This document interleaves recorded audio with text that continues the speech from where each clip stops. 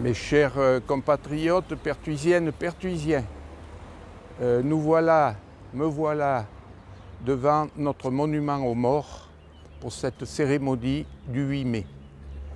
Vous avez bien compris que compte tenu du confinement, il n'était pas possible de la faire comme nous la faisions chaque année avec l'ensemble des représentants de toutes les pertuisiennes et pertuisiens des forces militaires, également des gendarmeries, pompiers et tout le corps diplomatique. J'ai souhaité que nous fassions toutefois cette manifestation de façon physique parce que de la faire d'une façon symbolique était pour moi une situation qui ne pouvait pas retracer la vérité de ce souvenir, et il était important que notre commune puisse être à la hauteur de nos anciens qui ont perdu la vie dans cette guerre terrible. Nous avons fait, je crois, notre devoir et je l'ai fait volontiers en votre nom. Je vous remercie. Alors nous voici réunis pour commémorer les 75 ans de la fin de la Seconde Guerre mondiale en Europe, à la suite de la capitulation des armées nazies à Berlin, le 8 mai 1945. Lecture du message des anciens combattants par M. Henri Lafont, remplaçant Raymond Colombard, absent. La France célèbre aujourd'hui le 75e anniversaire de la victoire du 8 mai 1945 qui mettait fin sur notre continent à la Seconde Guerre mondiale. Le 8 mai 1945, l'Allemagne hitlérienne capitulait sans condition. C'était la victoire totale, mais aussi l'heure des tristes bilans et des tristes statistiques. Près de 50 millions de victimes militaires et civiles. 10 millions avaient péri dans les camps d'extermination et de concentration, dont l'horreur en a été révélée au monde. Le 8 mai 1945 à Berlin, le commandant en chef de la première armée française, le général d'armée Jean Delattre de Tassigny, représentant la France, signé avec les représentants des pays alliés, Angleterre, États-Unis, Union soviétique, l'acte solennel de reddition inconditionnelle de l'armée allemande hitlérienne. Pour le général Jean Delattre de Tassigny, cette victoire du 8 mai 1945 marquait pour la France le terme de ses souffrances, le retour de son prestige, le triomphe de son idéal. Occupée, meurtrie, pillée, la France avait vu les meilleurs de ses fils emprisonnés, torturés et abattus. La victoire dissipait son cauchemar. Par l'héroïsme de son armée victorieuse aux côtés de ses alliés, la France prouvait au monde qu'elle n'avait rien perdu de sa grandeur. La victoire l'a retrouvée fidèle à ses traditions séculaires pour la sauvegarde de la liberté et de la dignité humaine. C'était également le triomphe de la résistance et des forces françaises libres avec la 2e division blindée du général Philippe Leclerc. Elles avaient libéré Paris, puis accompli le serment de Coufra du 2 mars 1941 en faisant flotter le drapeau français sur la cathédrale de Strasbourg avant de terminer leur épopée guerrière à Berchtesgaden. En ce 75e anniversaire, honorons la mémoire de tous nos morts, soldats, aviateurs, marins, résistants, déportés, fusillés, massacrés, prisonniers par leur courage, leur esprit de sacrifice, leur sens du devoir et de leur engagement. En ce jour de recueillement, l'Union française des associations de combattants et de victimes de guerre, l'UFAC, tient à rappeler le bel hommage que leur rendit le général de Gaulle lorsqu'il prononça, en évoquant leur sacrifice, cette épitaphe, en rendant le dernier soupir. Vous avez dit « Vive la France ». Dormez en paix, la France vivra parce que vous avez su mourir pour elle. Vive la République, vive la France. J'appelle maintenant M. le maire à lire le message du président de la République. Ce 8 mai ne ressemble pas à un 8 mai. Il n'a pas le goût d'un jour de fête.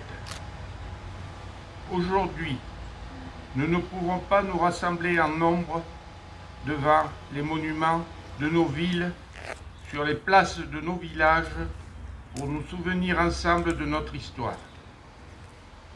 Malgré tout, la nation se retrouve par la pensée et les 1000 liens que notre mémoire commune tisse entre chacun de nous, cette étoffe des peuples que nous agitons en ce jour dans un hommage silencieux. C'est dans l'intimité de nos foyers, en pavoisant nos balcons et nos fenêtres, que nous convoquons cette année le souvenir glorieux de ceux qui ont risqué leur vie pour vaincre le fléau du nazisme et reconquérir notre liberté. C'était il y a 75 ans. Notre continent refermait, grâce à eux, le chapitre le plus sombre de son histoire, 5 années d'horreur, de douleur, de terreur.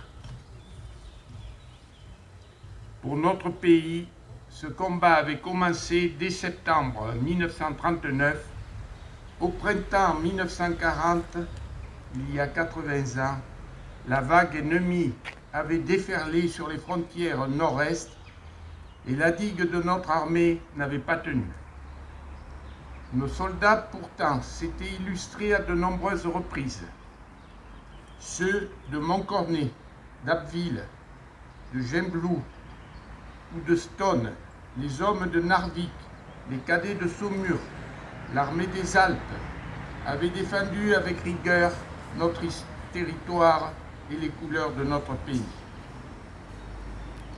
Ils sont ceux de 40. Leur courage ne doit pas être oublié. Dans le crépuscule de cette étrange défaite, ils allumèrent des flambeaux.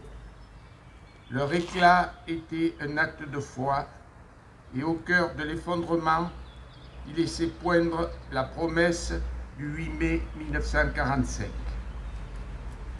Cette aube nouvelle fut ensuite conquise de haute lutte par le combat des armées françaises et des armées alliées, par les Français libres qui jamais ne renoncèrent à se battre, par le dévouement et le sacrifice des résistants de l'intérieur, par chaque Française, chaque Français qui refusa l'abaissement de notre nation et le dévoiement de nos idéaux. La grande alliance de ce courage permit au général de Gaulle d'asseoir la France à la table des vainqueurs. La dignité maintenue, l'adversité surmontée, la liberté reconquise, le bonheur retrouvé, nous les devons à tous ces combattants, à tous ces résistants. À ces héros, la nation exprime son indéfectible gratitude et sa reconnaissance éternelle. Le 8 mai 1945, c'est une joie bouleversée qui s'empara des peuples. Les drapeaux ornaient les fenêtres, mais tant d'hommes étaient morts, tant de vies étaient brisées, tant de villes étaient ruinées. À la liesse succéda la tristesse et la désolation. Avec le retour des déportés, les peuples découvrirent bientôt la barbarie nazie dans toute son horreur. Rien, plus jamais, ne fut comme avant. La fragilité révélée de nos vies et de nos civilisations nous les rendit plus précieuses encore. Au bout de cette longue nuit qu'avait traversée le monde, il fallait que l'humanité relevât la tête. Elle venait de découvrir horrifiée qu'elle pouvait s'anéantir elle-même, et il lui fallait désormais refaire le monde, de fond en comble, ou tout le moins empêcher que le monde ne se défasse. Selon le mot de Camus, ce fut l'heure en France de l'union nationale pour fonder les beaux jours, annoncé par le Conseil national de la résistance et bientôt retrouvé. L'heure en Europe de l'effort commun pour bâtir un continent pacifié et fraternel. L'heure dans le monde de construire les Nations Unies et le multilatéralisme. Aujourd'hui, nous commémorons la victoire de ce 8 mai 1945, bien sûr, mais aussi, mais surtout, la paix qui l'a suivie.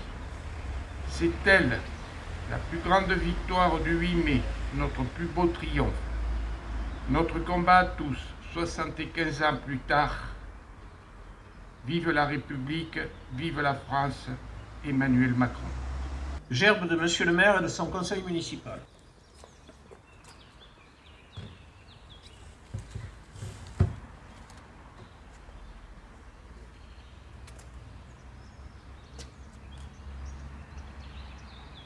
Gerbe des anciens combattants, prisonniers de guerre, combattants Algérie, Tunisie, Maroc, théâtre d'opérations extérieures et veuve de Pertuis. Remise par M. Henri Lafont, à l'absence du président Raymond Colomba.